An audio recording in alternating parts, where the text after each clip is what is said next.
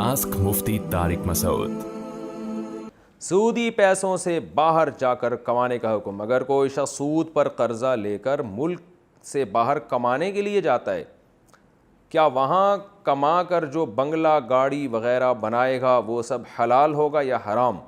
अगर हराम होगा तो इसे हलाल किस तरह से किया जाए? अब्दुल वकील इंडिया से। इसको छुरी से बिस्मिल्लाह पढ़ के ज़बह करेंगे तो हलाल हो जाएगा मेरे भाई। देखो, सूद पे जब कोई कर्ज़ा लेता है ना, तो हराम रकम वो कर्ज़ नहीं होता, बल्कि होती वो हराम रकम वो होती है जो आप बैंक को सूद देंगे।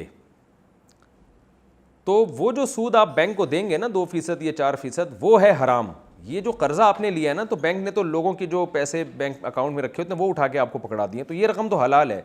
लिहाजा इससे आप जो भी बिज़नेस करेंगे, जो भी कारोबार करेंगे, जो कुछ भी ख़रीदेंगे वो हराम नहीं होगा। अलबत्ता आपको सूद पे कर्ज़ा लेने का सख्त तरीन गुनाह ज़रूर होगा। तो अगर आपने सूद पे कर्ज़ा लेके बाहर जाके बिज़नेस किया है या कुछ भी किया है, तो बिज़नेस तो जायज़ है वो, लेकिन कर्ज़ लेने का आपको गुनाह होगा, और ये मामूली गुनाह नहीं है। नबी सल्लल्लाहु अलैहि वसल्लम ने, सही है मुस्लिम बुखारी की हदीस है, 4 आदमियों पर आपने फरमाया सूद की वजह से लानत होती है। सूद देने वाला, सूद पे कर्ज़ा लेने वाला, सूदी मामलात को लिखने वाला और सूद पर गवाह बनने वाला। तो अल्लाह ताला की मग़फ़िरत फ़रमाए, तौबा करें। अब अगर ले लिया है तो बस आइंदा कभी भी ना लें। गुनाह किया आपने, कारोबार इससे हराम नहीं है। आस्क मुफ्ती तारिक मसूद।